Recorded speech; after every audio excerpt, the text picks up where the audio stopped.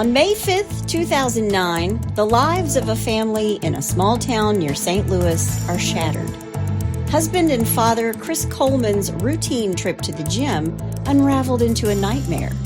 Unable to reach his wife, Sheri, upon returning home, Chris's world collapsed when he received the chilling news from his neighbor and a detective that his wife and 2 young sons were dead. But what unfolded next was far more than a tragic story of loss.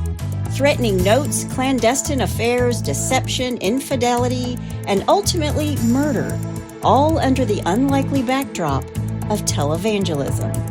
This is the story of Chris Coleman, the writing on the wall. Hey y'all, I'm Chris Calvert. And I'm her husband, Rob Potterworth. Welcome to Hitched to Homicide. For better or worse. Till death do us part.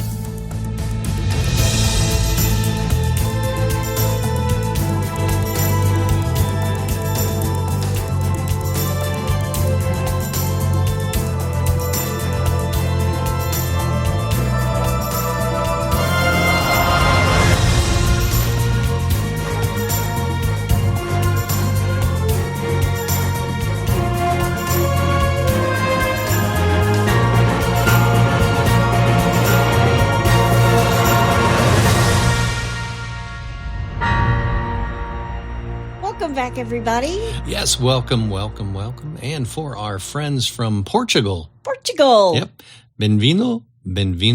Never been to Portugal. Would love to go. I know. Put it on the list, honey. Beautiful country.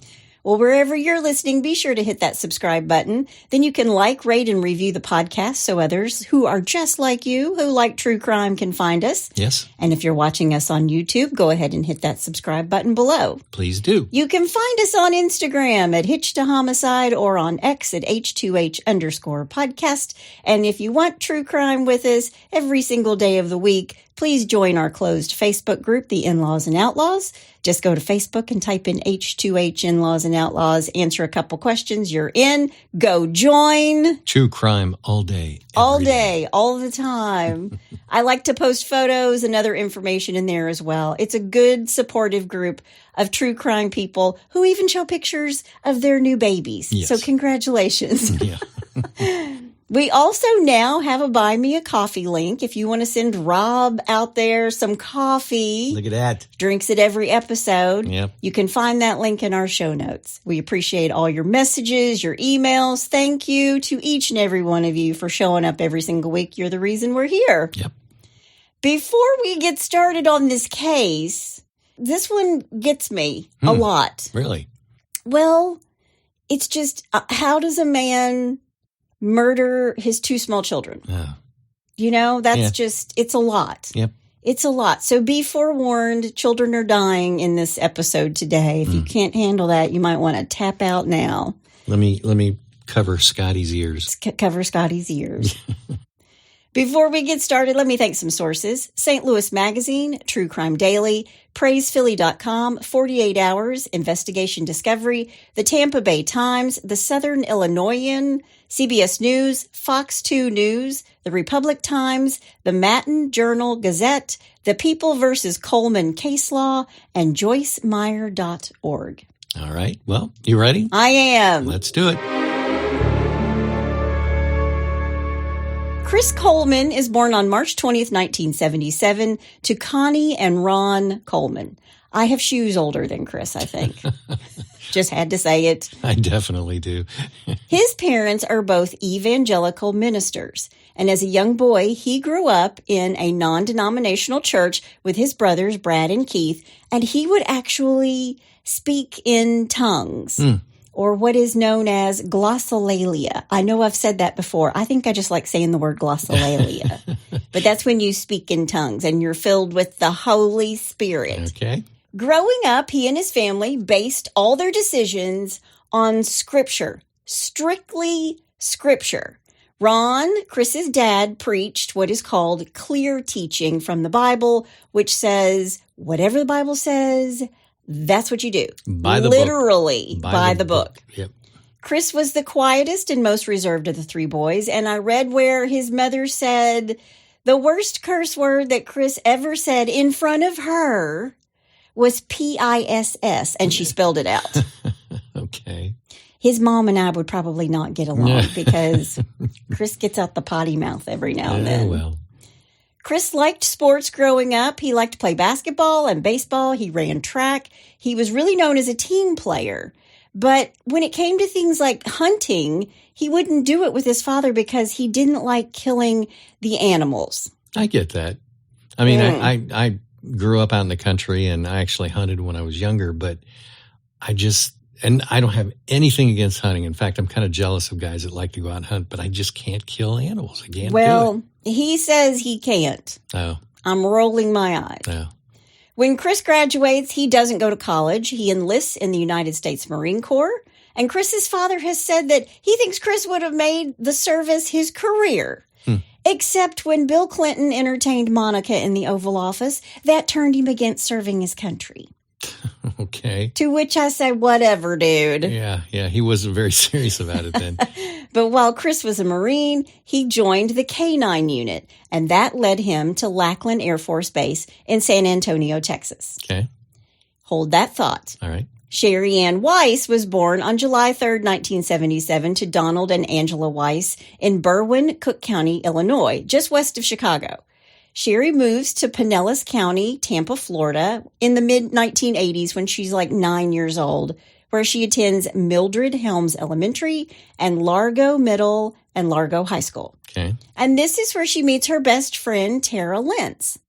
Sheri played softball in high school, and then after graduation in 1995, she joined the military. She joined the Air Force and was an MP, military police, and would eventually serve as a military K-9 officer at Lackland Air Force Base in San Antonio, Texas. I feel a meeting coming up. And this is where Sheri Weiss meets Chris Coleman in 1997. All right.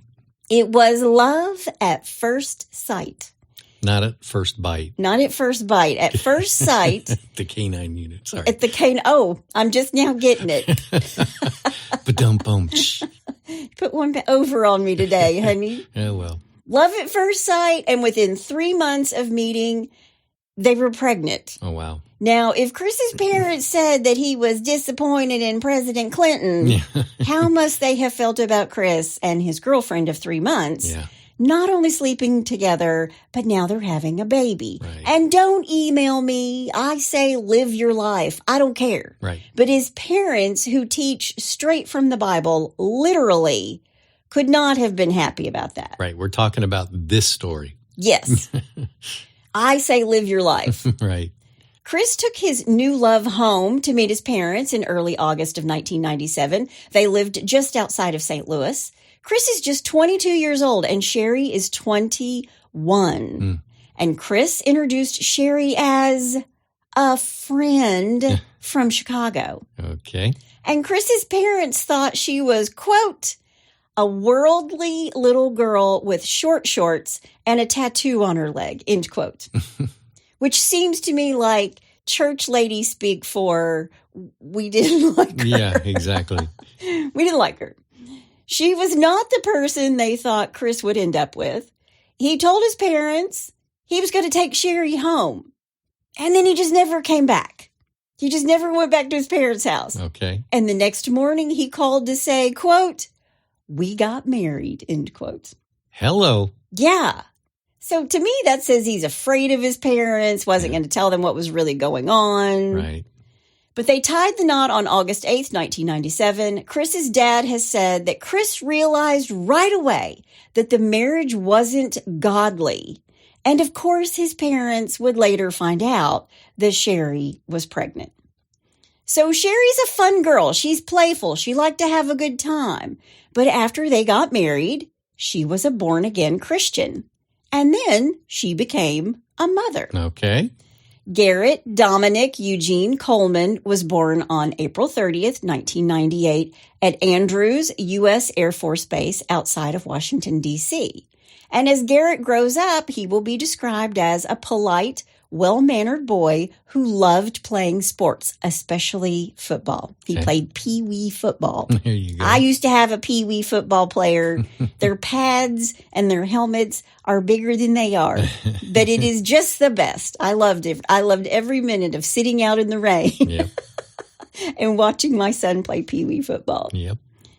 When Chris took a new job in Columbia, Illinois, he takes a job working for a woman that both of his parents have known for years. It's televangelist Joyce Meyer. Oh, wow. Joyce had known Chris since he was a little boy because of his parents, and it makes sense that his mom and dad helped him to get this job. Joyce Meyer would take these trips, like 13 conferences and 4 or 5 trips a year internationally. Mm-hmm. She had tons of speaking engagements, and Chris would make sure that things were safe for Joyce in the crowds. He becomes part of her security team. Gotcha. And sometimes he would go ahead of the group to make sure it was safe. Sometimes he traveled with Joyce and the team. And according to Joyce herself, he started just in security and worked his way up to head of security and was one of her main bodyguards, if not her main bodyguard. All right. And just for reference, Joyce Meyer Ministries is a Christian nonprofit organization founded by Joyce Meyer and her husband Dave in 1987, okay, where 86 cents of every dollar goes to outreach programs for people in need. Joyce travels a lot. There are a lot of people who want to get close to Joyce because they love her when she's on tour and she's preaching. Mm-hmm. There are a lot of people who want to get close to Joyce because they don't love her. So it doesn't matter whether she's being, praised or stalked. Right. She has to be watched over. Sure. And that's what the security team was in charge of, keeping her safe. Right. And Chris would actually vet any letter or email or threat to Joyce because she gets them all the time, apparently. Sure.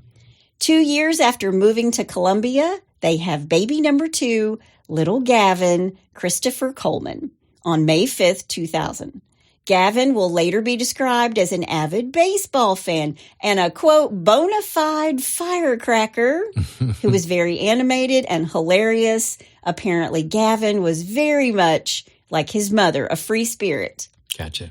Chris and Sheri were very involved in their 2 sons' lives, mostly Sheri because Chris's job required him to travel all the time with Joyce. Right. But they took family vacations, and Sheri and the boys were very involved in their church, Destiny Church in St. Louis.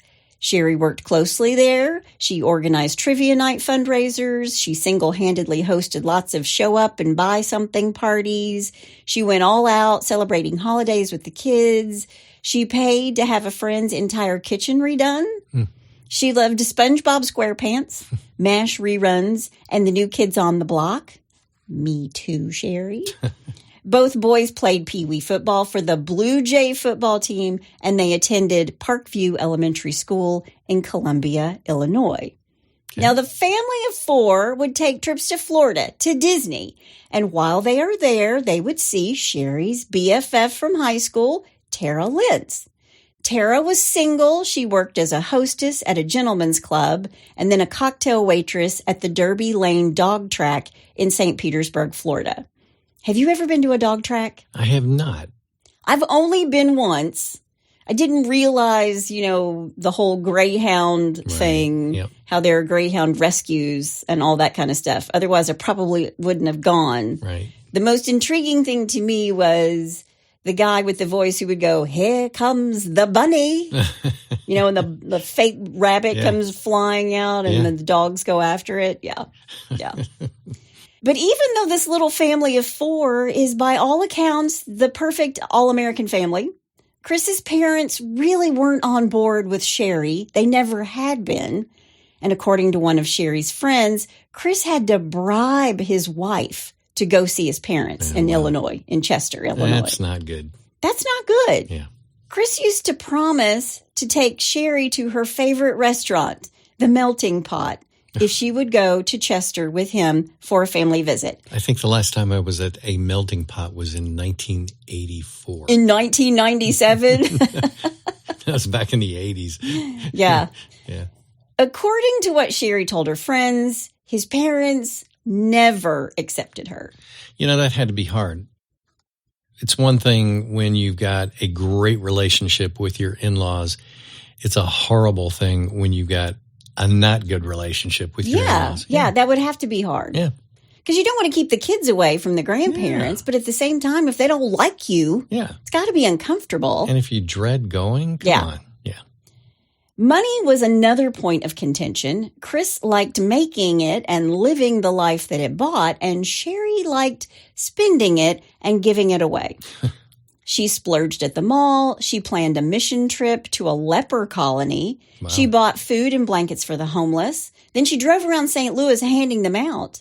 But according to one of Sheri's friends, Vanessa Rigorex, who is her neighbor, Chris once told her to stop with the taking care of all the needy people, saying, quote, "Oh, chill out, you holy roller," end quote. Whoa.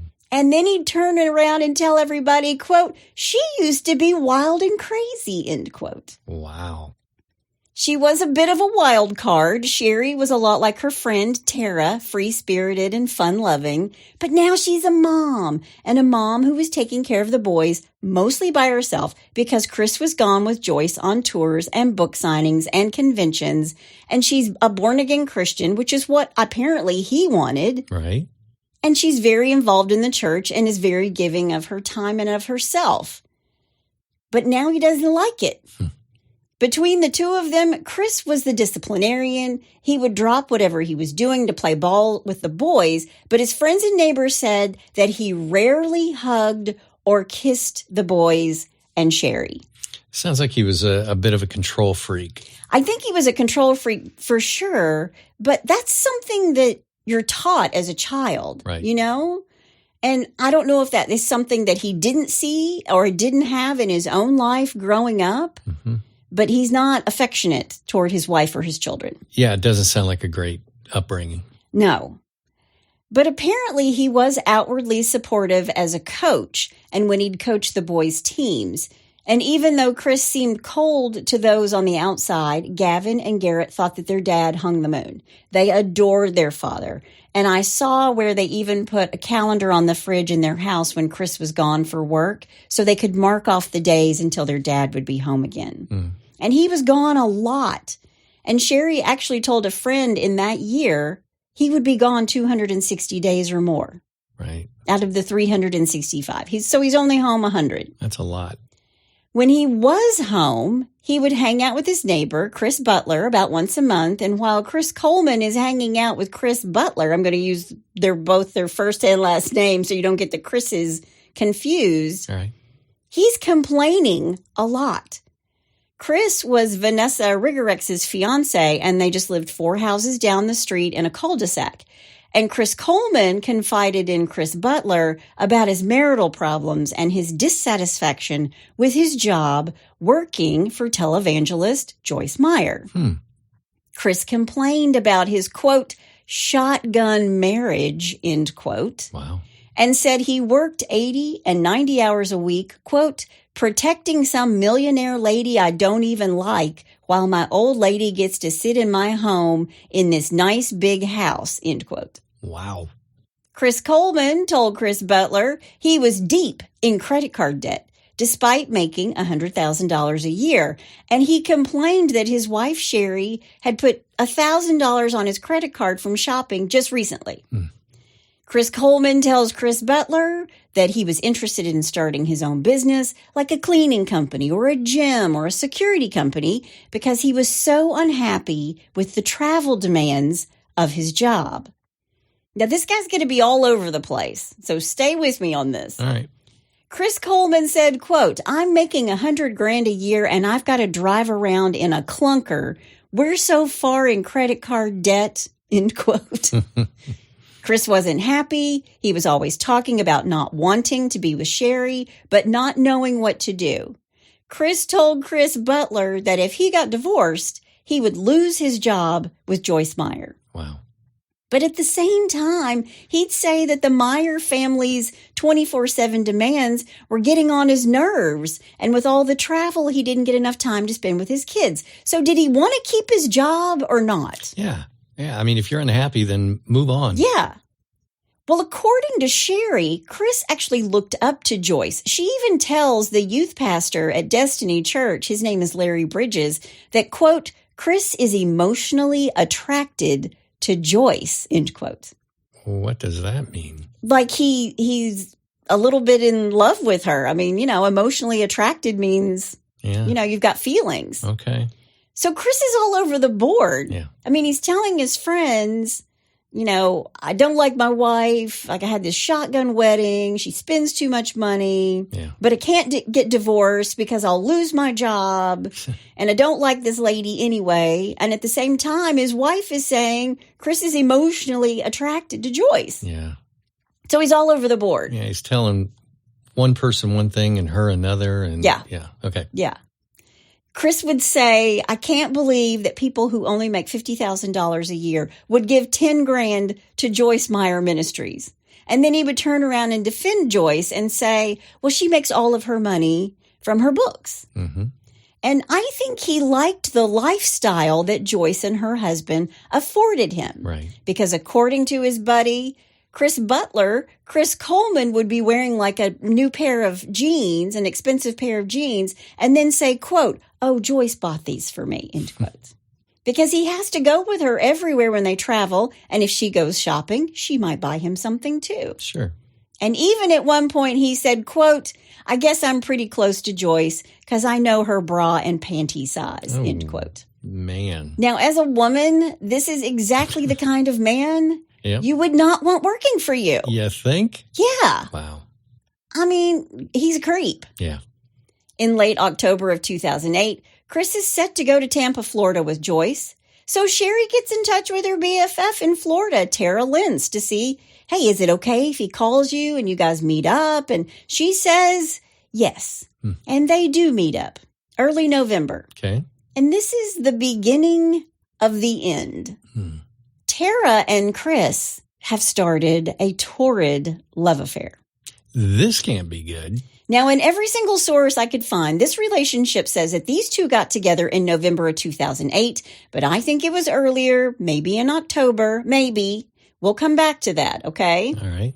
When Chris Coleman returns from this trip on November 8th, 2008, the title of the Coleman home at 2854 Robert Drive is modified. Really? Chris takes Sheri's name off the deed of their home. Whoa. Leaving him as the sole owner. Wow.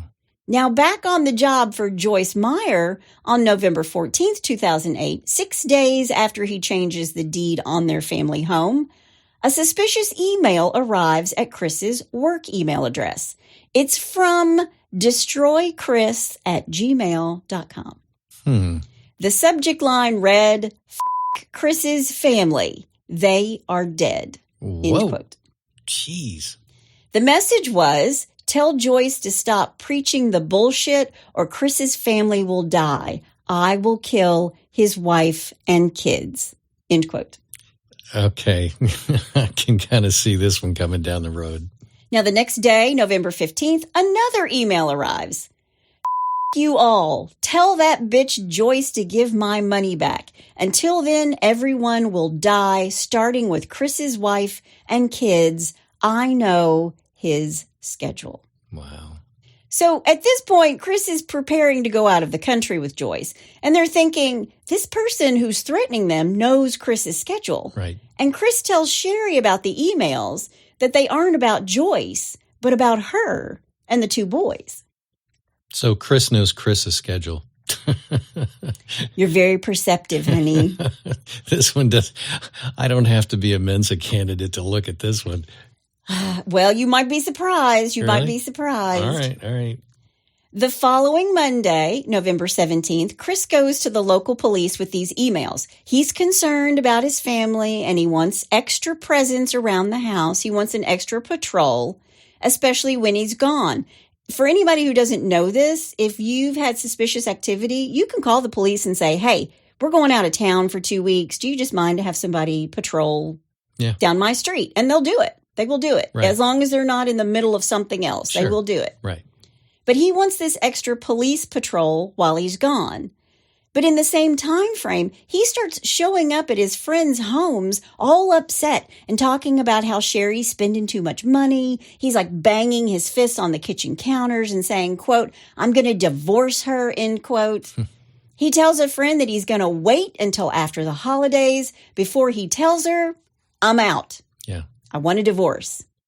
But he must have, at the very least, alluded to the fact that he wanted a divorce to Sheri, because on December 8th, Sheri texted the youth pastor at their church, who was also her friend, Larry Bridges, saying, quote, "Things just got way worse with Chris. I'm tired of hiding it. I think I know what's going on with Chris, and I'm so disgusted, I don't even know where to go with it. I'm not giving up on my marriage. I love Chris way too much. This seems like a horrible dream," end quote. Wow. Sheri called her in-laws, which really surprised me because I wonder how that conversation went. She also called her friends and she confided in pastors at their church, but she only gave each of these people a little bit of information, but not the whole story. And finally, she shares with an assistant youth pastor at their church, her name is Jessica Wade, that Chris is in fact having an affair. She pulls up Facebook and asks Jessica, quote, "You want to see the woman my husband's having an affair with?" End quote. Wow. Sheri is devastated. She's hurt. She's bitter about the whole thing. But they have these 2 children, and it's Christmas time. So Christmas goes on, and it's pretty quiet around the Coleman house. There weren't any more emails or letters, but Sheri is confiding in more and more people, telling her friend Kathy LaPlante that Chris was tired of her keeping him from God's destiny for his life. Okay. Well, all right.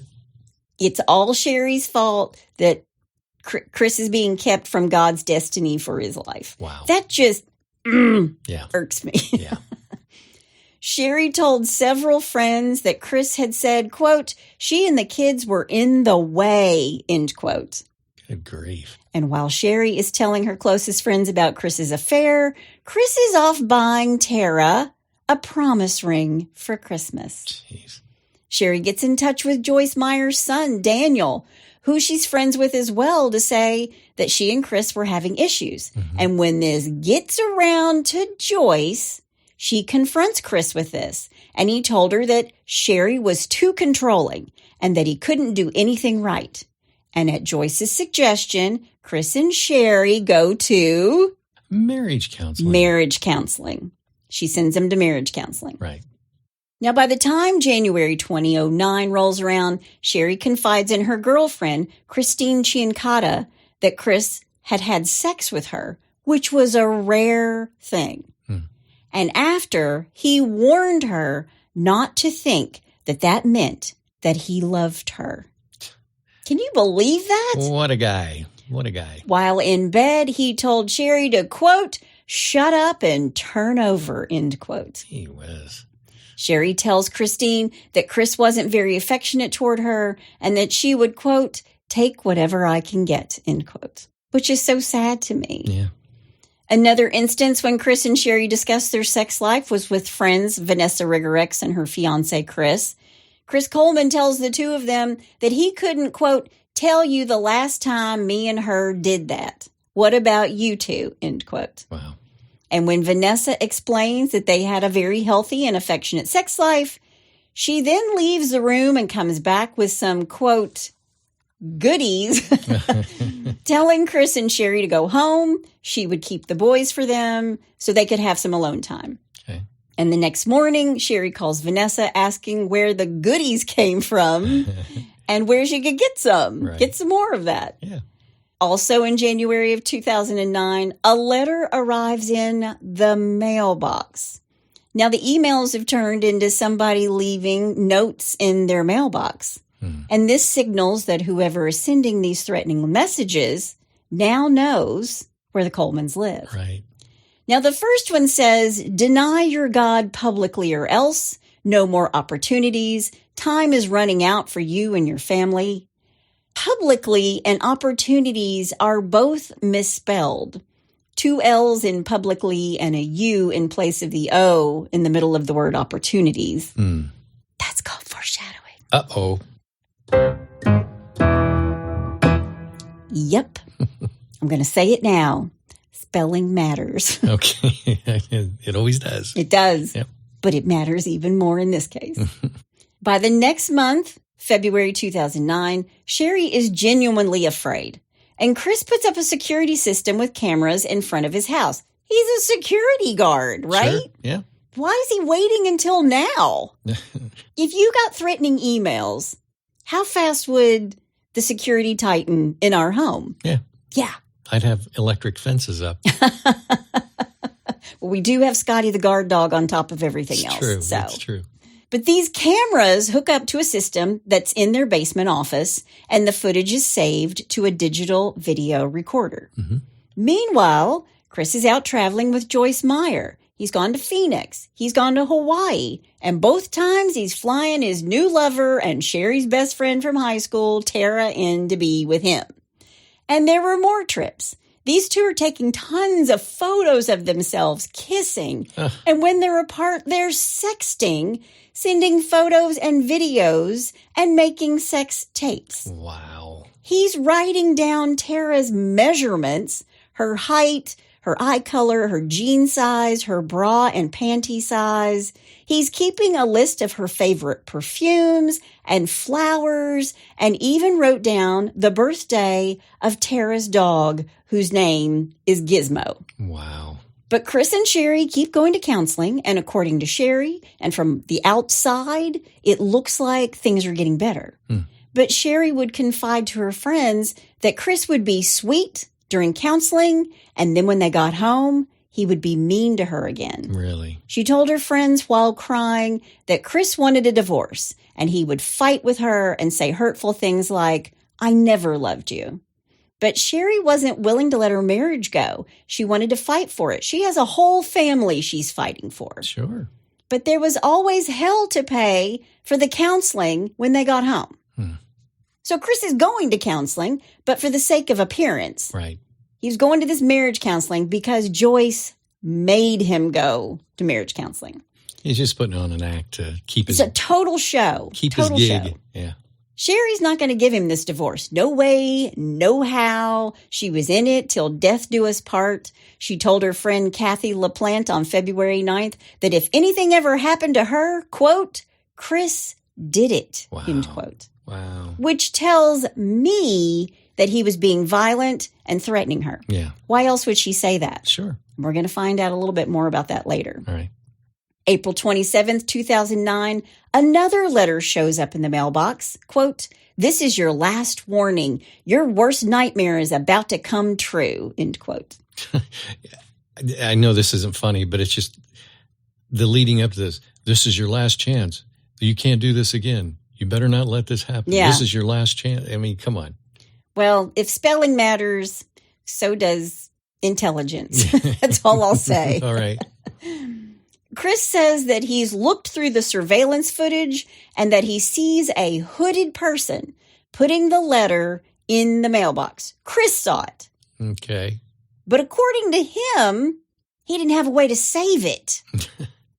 He tells police about it on April 28th, the next day, but he has zero evidence of this so-called hooded person. Wow. Now, it just so happens that Detective Sergeant Justin Barlow of the Columbia, Illinois Police Department lives across the street from the Colemans. Now, they didn't know each other very well, but when Justin sees that these letters they're looking at the police station are being put in a mailbox across the street from him, he contacts Chris himself to say, "Look, I know you travel a lot. My house is just across the street. So here's my cell number. And that way, if you or your family needs anything, I can be there faster than a squad car," sort of thing. Right. And then the detective does what? What do you think he does at his own house? Puts a camera up. He puts up his own surveillance camera. Yeah. If there's somebody threatening in the neighborhood, even if they're threatening the neighbors across the street, I'm going to protect my family. Yeah, of course. He actually mounts it in the bedroom of his little boy. It was a camera that was pointed out into the street, and you could see in full view Chris Coleman's house and his mailbox. Okay. May 4th, 2009, Chris is home and not traveling with Joyce. Gavin and Garrett are playing at Vanessa Rigorex's home. The next day, on May 5th, was actually Vanessa's son, Brandon. It was his 9th birthday. Okay. the same age as Gavin. Garrett, the older of the two Coleman boys, asks Vanessa, hey, can we sleep over and celebrate Brandon's birthday? Mm-hmm. And Vanessa says, absolutely. Run home, tell your mom and dad to pack your stuff, clothes and bags for school tomorrow. Come back here and we'll have a little pre-birthday birthday. Right. So Garrett runs home. They just live 4 houses away on the cul-de-sac. And then he comes back with his shoulders all slumped down and he said, quote, my dad says tonight is not a good night. We have to be home by 8:30, end quote. Okay. And Vanessa is shocked by this. And she tells Garrett, it's okay. You can stay on Saturday night. It's fine. And she sends the boys home for the night. It was the last time anyone would ever see Garrett or Gavin alive again. Oh, no. Because what Sheri and the boys don't know is that Chris's girlfriend, Tara Lentz, has given him a deadline. Leave Sheri by May 4th or it's over. Wow. That night, around 3 a.m. on May 5th, although he denies it to this day, Chris Coleman strangled his wife, Sheri, and their 2 young sons, Garrett and Gavin, in their beds. He murders them all. Then he spray paints vile things on the walls of the home to make it look like a home invasion and a murder. Jeez. Now, I want to stop you there and tell you something, or remind you if you don't know. Okay. It takes between 4 and 5 minutes of constant pressure to strangle someone, to kill them. Wow.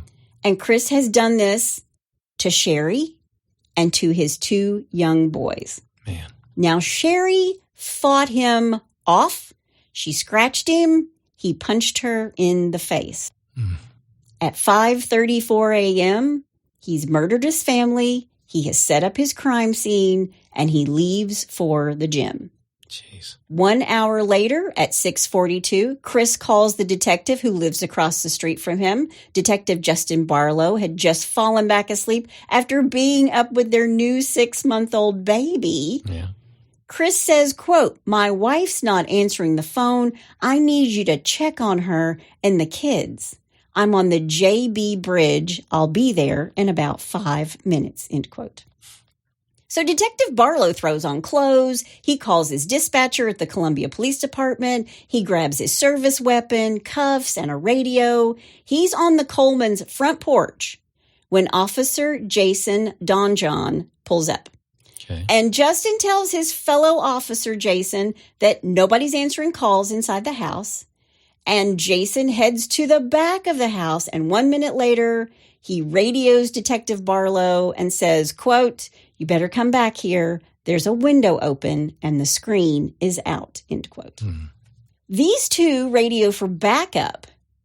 They climb through the window. They clear the basement, guns drawn. They slowly climb the steps, Jason going first because he's in uniform. Right. And in the air, they can smell paint fumes. And when they reach the first floor, they see the writing sprayed in bright red, bright candy apple red across the kitchen breakfast area. It says, punished. I am always watching. Wow. And up the staircase, it says, you have paid, the letter U. At 6:56 a.m., 13 minutes after he called from the Jefferson Barracks Bridge, Chris pulls into the driveway just as another police officer shows up, Officer Steve Patton. The officers ask Chris to wait outside. You wait out here. And Jason keeps his gun pointed up the next set of stairs where the spray paint messages lead. Right. And they don't know what's up there or who is up there. Right. They go up single file. One officer goes toward the master bedroom, and Detective Barlow goes the other way and into one of the boys' rooms. Little Garrett is in bed, half covered, looking like he's sleeping, except his skin is gray and mottled. His limbs are rigid, and he has ligature marks around his neck. Oh, man. Detective Barlow hears the other officer call out that he has found Sheri. She's naked across the bed. She also has ligature marks around her neck, and she has a black eye. Detective Steve Patton finds Gavin dead in his bed. And when Detective Barlow moves into that doorway and sees little Gavin dead, he says that he really had to focus hard to hold it together. Because remember, he's got kids who just live across the street. Sure. But not only has little Gavin been strangled, his bed sheets have spray paint across them, and there's paint even on his tiny little body. Oh, my gosh, what a monster. Detective Steve Patton tells the others the husband outside might be our guy, so, quote, limit what you tell him, end quote. Yeah. When they go back downstairs, Chris is at the door, and they stop him and they tell him, wait outside, you just wait outside. And this is when Detective Justin Barlow, his neighbor, tells him, quote, they didn't make it, Chris. They didn't make it, end quote. Now, Chris Coleman doesn't protest. He doesn't try to get into the house to see his wife and 2 sons for himself. He doesn't need proof. Right. And the police were prepared to have to hold this big private bodyguard who's just come from the gym, right, back. They thought, we're going to have to hold this guy back. He's going to want to get in this house and get to his family. Sure. But they didn't have to. Chris just sits on the ground and sobs. And then he calls his father. Chief Joe Edwards of the Columbia Police Department sits next to Chris while the police chaplain, the Reverend Jonathan Peters, tells him that his family has been murdered. And the Reverend doesn't say how his family has been murdered. Mm-hmm. And Chris doesn't ask. Really? Now, if someone in your family had even been hurt, what happened? Right. What happened to them? Right. And his family is dead, and he's not even asking, what did they do to them? Right. Chief Edwards suggests that Reverend Peters sit with Chris in the back of an ambulance because the press is starting to arrive. Chris's father, the Reverend Ron Coleman, pulls up into somebody's lawn, and he just leaves his keys in the ignition. He ducks underneath the crime scene tape to get to his son, and soon after, Joyce Meyer arrives. Now, I think the chief of police and the chaplain were there, not just because this is a small town and this is a full family being murdered in their home. Right. This is a high-profile case. Sure. He works for Joyce Meyer. Absolutely. Now, while Chris is sitting in the ambulance, the chief of police, Joe Edwards, is with him, and he witnesses Chris looking down at his arms and, seeing these big red scratches. Right. And Chris then says, quote, how did that get there? End quote. I don't think Chris thought this through. A few moments later, he starts banging his fists on a gurney inside the ambulance. Chief Edwards wants the best of the best on this case. He knows it's going to be high profile because of Joyce Meyer. He's not taking any chances. He calls in the major case squad of Greater St. Louis, and they take Chris to the Columbia Police Department, where his neighbor and the guy who was just on the scene first, Detective Justin Barlow, and Detective Dave Bivens of the Illinois State Police Department are going to interview him. Okay. Now, there's a video of this interrogation online. I will link it in the show notes. Okay. Chris is wearing a T-shirt, the sleeves are cut out, gym shorts, and he tells them that he's cold. So he's got a wife beater on. Well, he's got a T-shirt that he's ripped the arms off of because he's been to the gym. He's pumping. He's got to look at his biceps, He's doing curls for the girls in the gym. Barlow and Bivens leave for a minute, and he puts his head down and he sobs, and then he stops crying, and the detectives return with a blanket so he can wrap himself up. Right. But he doesn't wrap it around himself. He puts it in front of him, across his shoulders. He's hiding his arms. Right. The arms with the scratches? Yeah. Detective Barlow asks a few casual introductory questions about being a Marine. Chris answers him. Mm-hmm. He's kind of dazed. He's very submissive. They ask about his morning. He says, I got up at 5:30. I went to the bathroom. I got dressed and I left. And as I drove away, quote, I called Sheri to wake her up to get her going. And she didn't answer, of course, end quote. He stops himself short and then he resumes again, quote, so I went on to the gym. I called her again on the way back and she didn't respond. So that's when I called you, end quote. Okay. Chris tells the detectives that he was home the day before. He actually called in sick. He ran a couple of errands, picked up the kids from school, quote, played catch with Garrett, and waited on Sheri to get home. She got off work at 4, and then she actually made dinner. Pasta and chicken, and she cut up some kind of pizza. She mixed it all together, end quote. So was he trying to imply that she never did anything? Yeah. Okay, whatever. She actually made dinner. Yeah. What a scumbag. After dinner, he tells them that they all walked up to the snow cone stand. Then Chris played catch with Gavin. Quote, I went to Zach's gym, and then I came back and helped put the kids to bed, end quote. So he went to the gym the night before, too, and that morning. Okay. While Sheri put steroid cream on Gavin's poison ivy, Chris listened to Garrett's prayers. Then he says he and Sheri watched TV and, quote, she fell asleep in my arms on the couch, end quote. What a good guy. She fell asleep in my arms. She actually made dinner. I'm such and a then victim. She fell asleep in my arms. I'm the victim here. Don't get me started. Detective Barlow asks Chris about the scratches and the red marks on his arm. Mm-hmm. And here's what he says, quote, I think it was when the gurney in the ambulance, I was hitting the pillow, end quote. When was the last time a pillow gave you long scratches up your arms? Well, I wake up every morning and I have pillow scratches. I beat him while he's asleep, y'all. Only when he snores. Yeah, no, I don't even beat him then. But I do wake him up and tell him to roll over. Or if I'm not breathing. Or if you're not breathing. Honey, you're not breathing. I don't think you're breathing. That's the one that it worries me. You're gonna get emails about getting a whatever it is for sleep apnea. Yeah. Someone's going to tell you need one of those big masks that you wear. I don't have sleep apnea. He just doesn't breathe. Yeah. I just get tired during the night. Okay. Chris talks to these officers. He speaks with pride about his job as Joyce Meyer's bodyguard. Quote, she's on TV in 37 languages in 3/4 of the world, end quote. Then he tells him about the security surveillance company he started, Executive Innovations. What does that make you think of? The Hitman's Bodyguard. No, I was thinking Prestige Worldwide. Yeah. Prestige Worldwide. Yeah. He fails to mention his own security camera on the home, which might have recorded an intruder. Yeah. So if you want to start an executive security company, right? Why wouldn't, and your family has been murdered and you want this person caught, why wouldn't you first tell the police, I have security cameras. We're going to be able to see this guy get in through this window, right? Yep. But he doesn't tell them anything about it. They find it when they're searching the house. And then they come in and they question him about it. Dude, you had a surveillance. Oh, that's right. You got cameras. I forgot about that.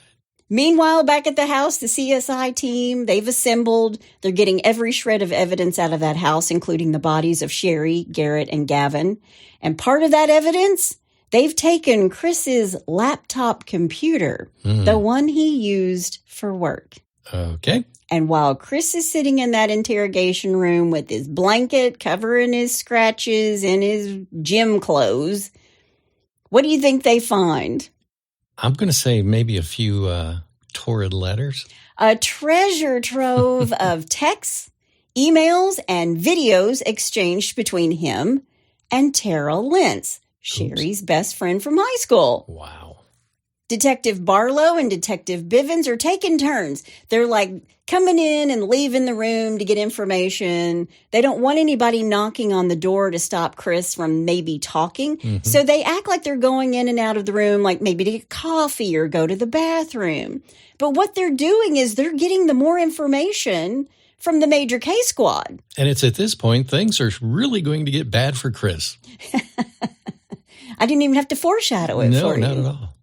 They ask Chris, is anybody else besides your wife? Anything going on? Yeah. Anything on your phone that might make us suspicious or anybody else suspicious? You've been seeing anybody outside of your marriage? Right. And Chris says, quote, what do you mean? End quote.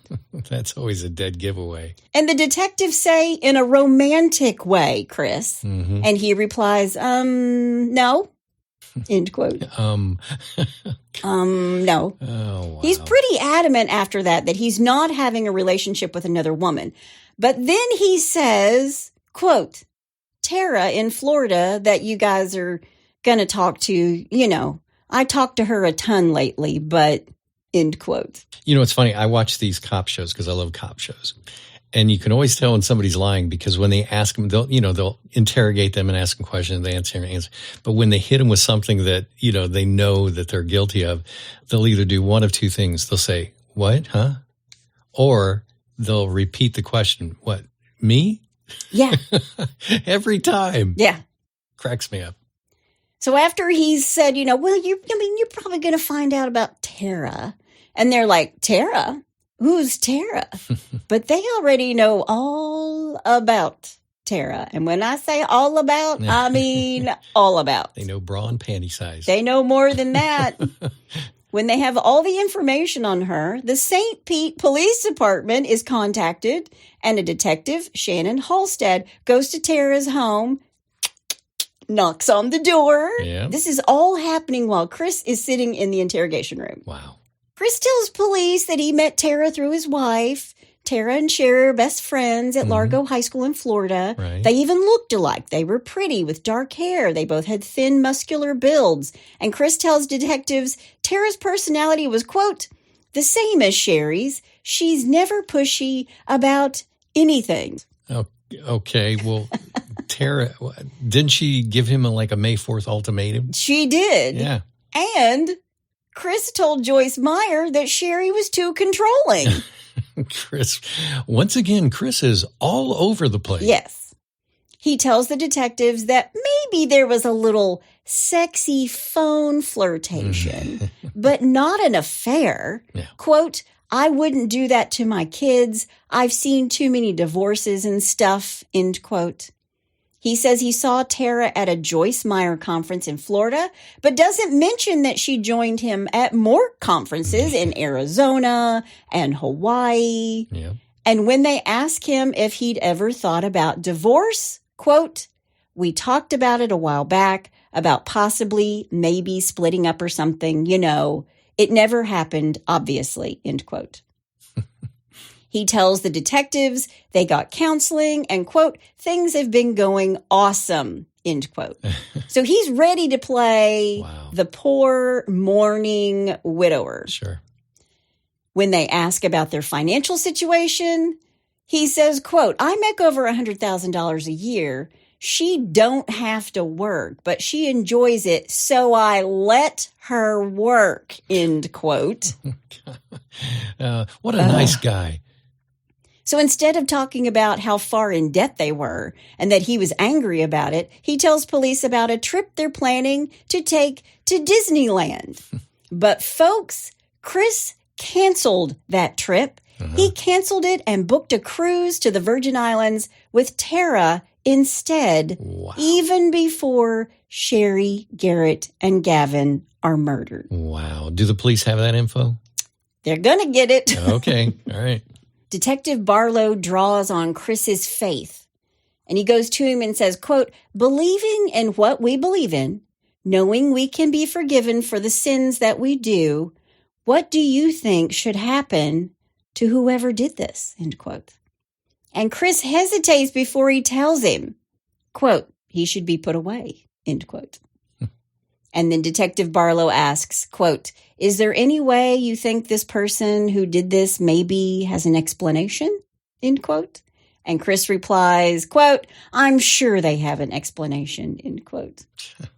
And at this point, Detective Bivens takes over and says, quote, you think you've been 100% honest with us, end quote? The good cop is gone. The bad cop has shown up. Yep. Do you think you've been 100% honest with us? Right. And Chris tells them, quote, yeah, I did my best with it, end quote.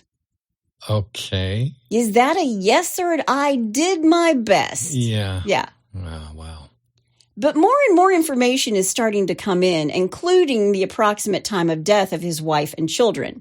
And they're thinking it was in the middle of the night. But But still, Chris insists that Sheri was alive when he left home that morning for the gym. So they lean on him a little harder about the fact that Sheri was alive when he left. And Detective Bivens asks, quote, "What would you say if I told you I don't think she was?" End quote. And Chris gets upset and says, quote, I don't know what to tell you. I mean, I think she was. She was. She was laying right beside me, end quote. Chris, you're not doing yourself any favors, pal. And when they ask him if he believes that they have the resources to determine the time of death, you think we could figure out the time of death? Chris tells him that he knows. Oh, I know you do. Because I've seen it on TV all the time. Well, this isn't an episode of Bones, Chris, okay? Yep. This isn't Detective Bosch. Yep. Detectives Bivens and Barlow, they walk out again. Chris is really restless in the room alone. He's like pacing, and then he picks up Detective Bivens's notepad. He turns one page back, and he reads what's been written there. Now, later, Detective Bivens is going to say, I didn't do it on purpose, but it really worked well in this situation, and I'm going to leave all my notes behind in the interrogation room from now on. There you go. So Chris is already back in his chair when the detectives return, and Detective Bivens asks, quote, so you're saying some madman sat in the shadows and watched for you to leave and then entered the house, end quote. And Chris says, quote, that's the only thing I can assume. And then these two detectives get up and leave again. And Chris starts sniffling and sobbing, and he's shaky. But what's important to note through this entire interview, through all of this, Chris never asks what happened to Sheri, Gavin, and Garrett. Wow. He never wants to know how they died, what happened to them, what they found inside the house. Were they strangled? Were they shot? Were they stabbed to death? You'd think he'd want to know something about that. Well, these are his children. Yeah. Didn't he want to know how they died? If they suffered. Right. That's the thing. People always want to know, did he suffer? Right. Meanwhile, in St. Petersburg, Florida, Detective Shannon Halstead is thinking that her visit to Tara Lentz is just going to be like a routine, hey, here's the situation. But when she knocks on Tara Lentz's door, Tara just spills the beans. She's singing like a canary. Wow. Tara wanted absolutely nothing to do with the death of her high school best friend and her two sons. Sure. Tara willingly gives Detective Halstead her BlackBerry and her computer. It's like, here, just take these. Leave me out of this. And there are lots of files, videos, and emails all about their relationship. And Detective Halstead calls the station in Columbia, Illinois, and tells the detectives, quote, I'm not positive, but I'm pretty sure this is his girlfriend, end quote. Yep. There are photos of them together and photos of them kissing and sex tapes, which we'll get into a little bit later. They started seeing each other in the fall of 2008, 6 months before Sheri, Garrett, and Gavin are murdered. She tells Detective Halstead that Chris would fly her to meet him at locations where he was working for Joyce Meyer. And she mentions that they had been to Hawaii together. And police start pulling records from the car rental place. And they found the car rentals, the receipts, from all of their trips together. Wow. His neighbor, Detective Justin Barlow, questions Chris, who's still sitting in this interrogation room. And when he specifically tells him they have receipts, literally and figuratively, right. Chris says, quote, well, I didn't think it was an affair, end quote. What? Oh, man. And when they question that, he says, quote, no, an affair is when you're like living with them and you're going to get married and everything, end quote.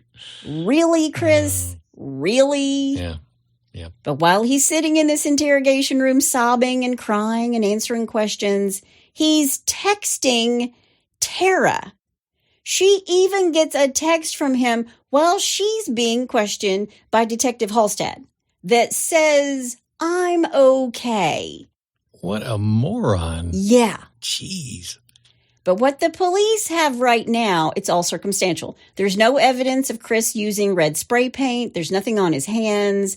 And after leaving all those messages on the walls, you'd think there was something. Mm-hmm. Nada. Mm-hmm. But they do ask him to leave a sample of his handwriting so they can compare it to what's painted on the walls of the house.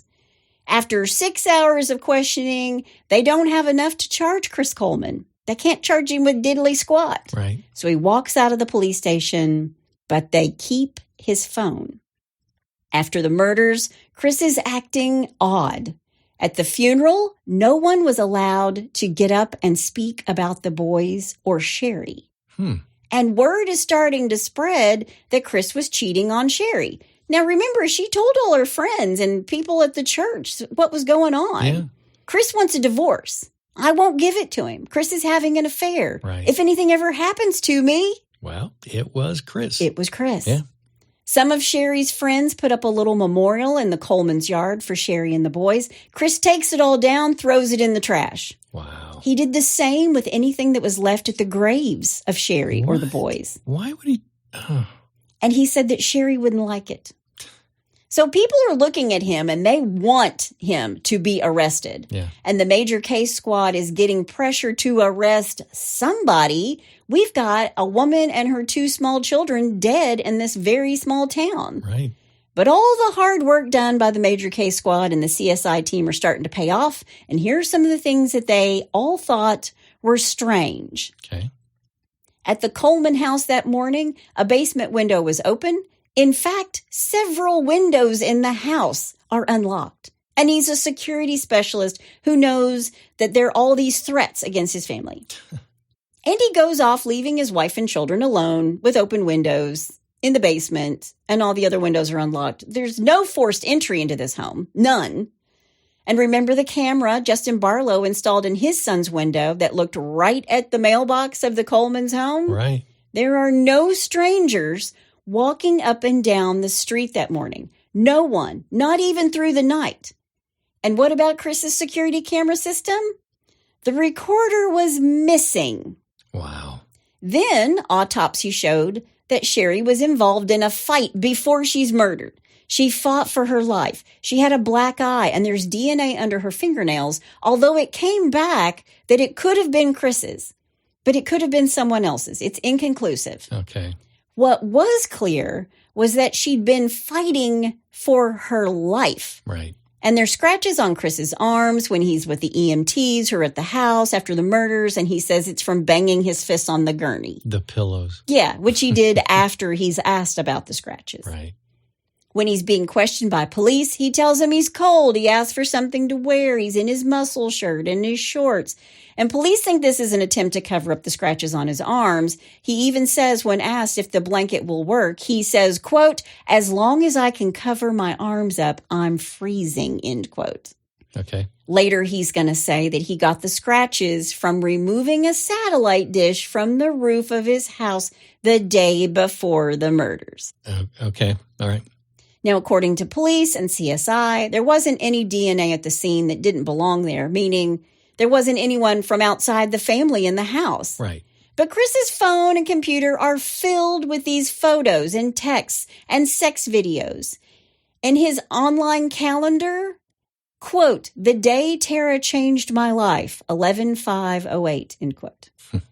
Just to remind you, 9 days later, the first nasty email showed up at Chris's work. Right. Also in his notes on his phone, quote, "Our daughter's name, Zoe Lynn Coleman," end quote. Jeez. The police start digging through all the photos and videos. There are several hundred. Chris and Tara are kissing, dressed up and looking like a couple, cheek to cheek and smiling. Chris kissing Tara's cheek, Tara biting Chris's cheek. There's a naked picture of Chris in the shower that shows his junk.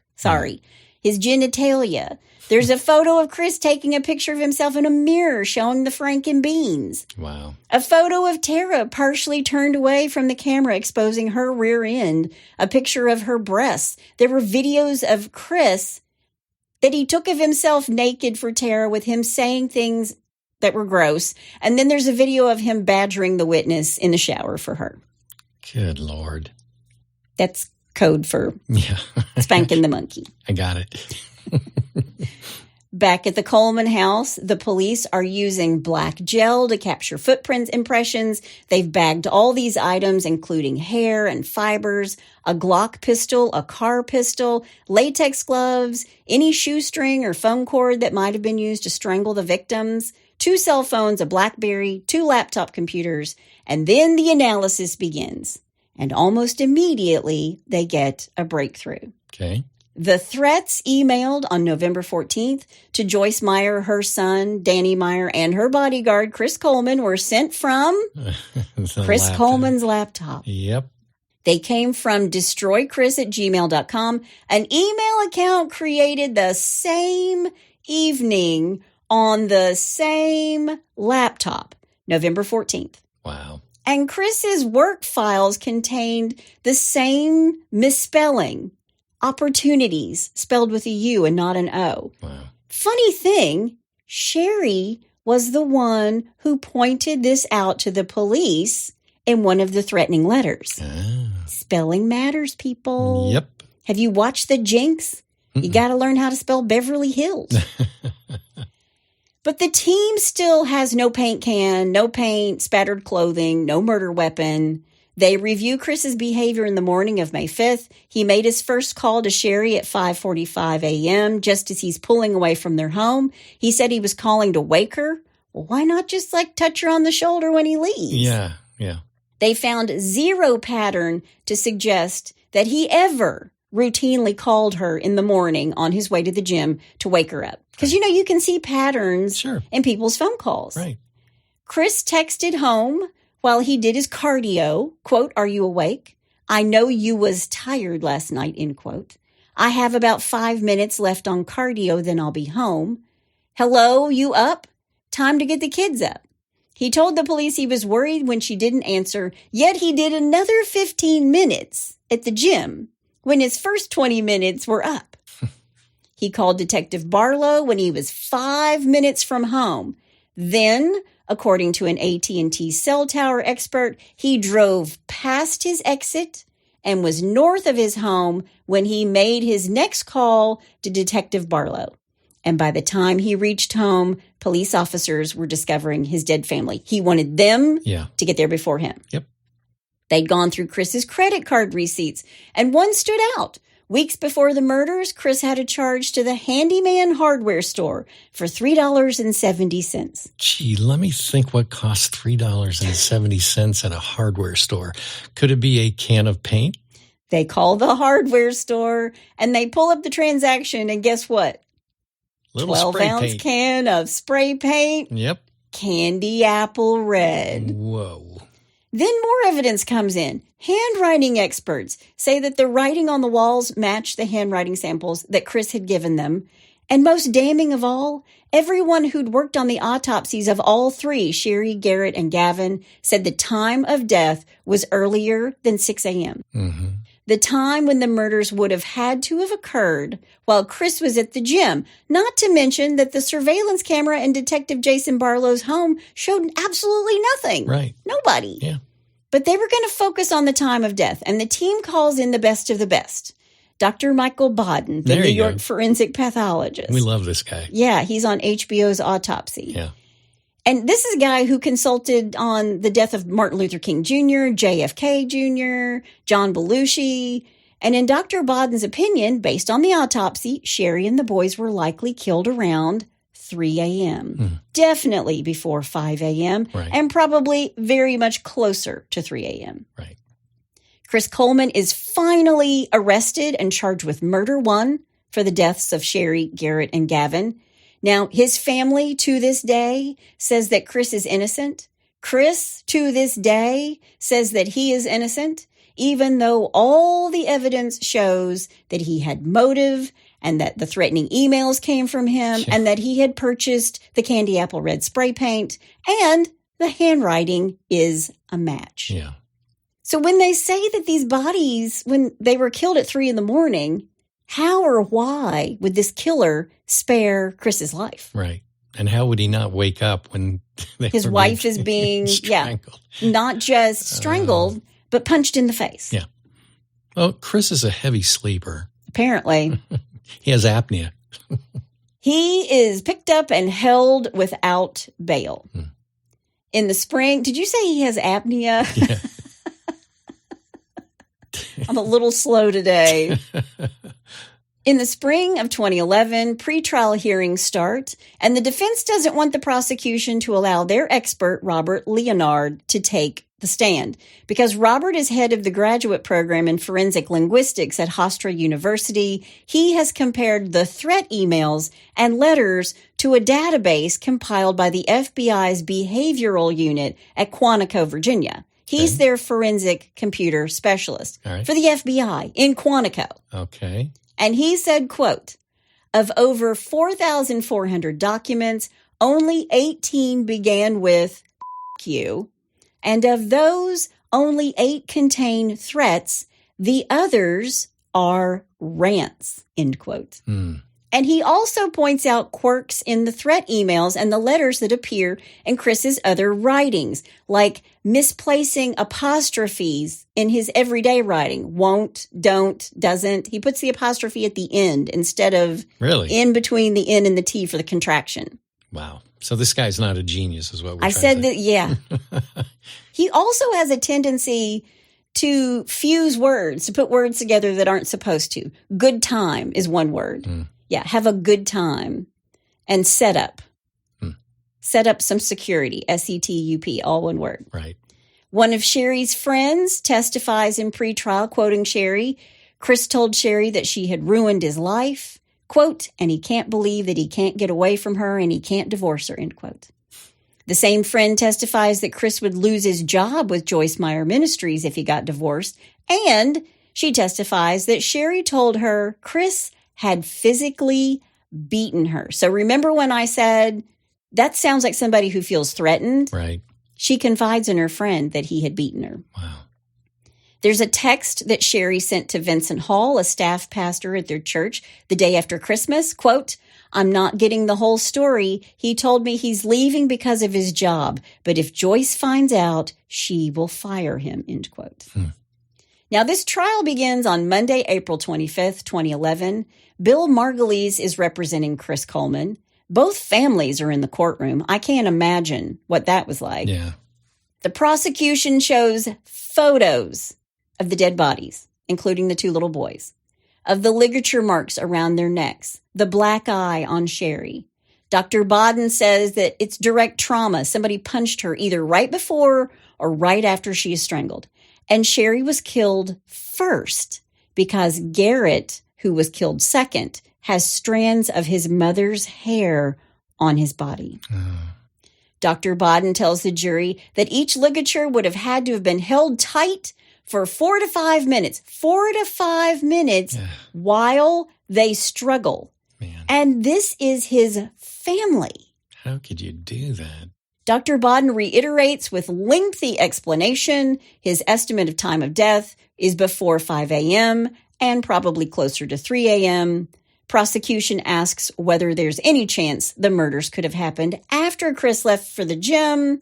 And Dr. Bodden said, quote, this isn't even a close call. They had to have been dead before he left the house, end quote. Wow. Wow.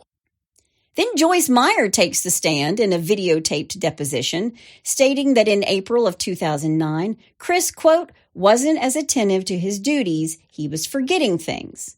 And, quote, on May 4th, the day before the murders, he called and told me he wasn't feeling good and asked if he could take the day off. I didn't remember him ever calling me and saying he didn't feel good and wanted to take off, end quote.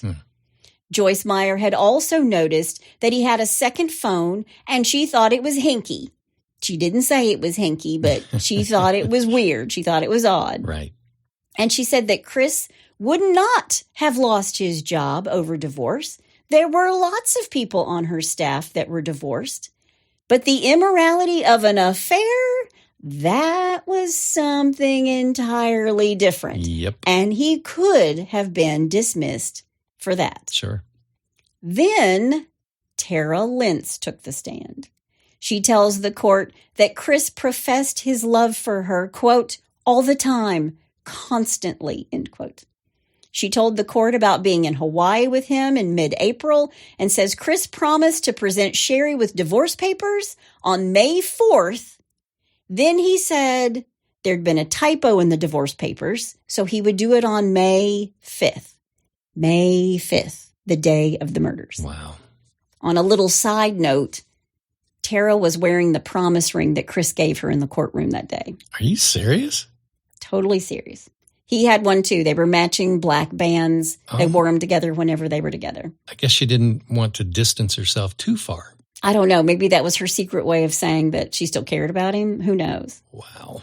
When the prosecution rests, defense-only argument is that it's all circumstantial and that there's nothing so much as a jaywalking ticket attributed to Chris Coleman. They have no murder weapon. And, quote, the state was not able to recover a speck of paint from Chris Coleman, end quote. The defense insists that the family could have died after Chris left the house, and he tells the jury the state never established where Chris Coleman's laptop was when the threats were sent. They contend that anybody could have set up that email and written those texts from Chris's laptop, or those emails from Chris's laptop. You know, I guess if that's all you've got, what are you going to do? You got to come up with something. The prosecution declares, quote, this investigation isn't over, end quote. Well, seems pretty clear-cut to me. Yeah. Chris never took the stand. Now, the jury goes in to deliberate, and according to one juror, the first time they voted, it was 7-5, not guilty. Really? Yes. Whoa. But then one of them picked up a photo that they had in the jury room. Mm-hmm. A photo of Chris and Tara, and it was dated October. Remember in the beginning I said, I think it started earlier than November, even though they say the official start of the affair was November. Right. It was dated October. I think that date in November where he said his life was changed was maybe when she slept with him or they became official. Sure. So they see this photo of Chris and Tara dated October, 2 months before Tara said their affair had started, 2 months before Chris said that their affair had started. Right. And because of this, the jury thought, if Chris is lying about this one little thing, why lie about when it started? Right. If he's lying about this one little thing in light of all the evidence that is stacked against him, he's lying about everything. Sure. 15 hours of deliberation later, and the verdict was delivered on the 2-year anniversary of the murders of Sheri, Gavin, and Garrett on May 5th, 2011. Guilty, murder 1, all 3 counts. Yep. Chris decided to dismiss the jury for sentencing, leaving it in the hand of the judge. And at sentencing, he gets life in prison without the possibility of parole. 3 life sentences to run consecutively. Good. Now, while he has been in prison, Chris has been a model prisoner. He has had several appeals, none of which have changed anything for him. To this very day, Chris says he's innocent. To this day, Chris's parents say he's innocent, and that he ran into Tara's arms because Sheri wasn't being respectful as a wife, and any man who didn't get respect from his wife would go someplace else to find it. Nice try. What? Nice try. Seriously? Yeah. What? I thought it was by the book with you people. Yeah. What about thou shalt not commit adultery? Yep. There is a Facebook group that believes that Chris is innocent. And again, I will link to that in the show notes. But their idea is that Edward Edwards murdered Sheri, Garrett, and Gavin.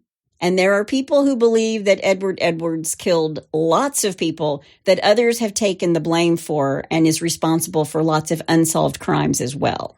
So Edward Edwards got his laptop and sent the emails. Okay. Yeah, Okay. I know. All right. I know, right? Okay. But that is the tragic story of Sheri, Garrett, and Gavin Coleman and their father, Chris. And that's all I have to say about that. She is only one, but what if one is all that's needed? Hospice nurse Indy Luce has fallen in love. After caring for billionaire Louis Thornberry until his final breath, she's now engaged to marry the heir apparent of the global tech empire, David Thornberry. But as the divinely marked Indy packs up her old life to begin anew, a sacred promise comes back to haunt her with a vengeance. As an unrelenting spiritual battle unfolds in the shadows, the descendants of those like Indy find themselves persistently lured and ensnared as a relentless surge of evil becomes an unstoppable force.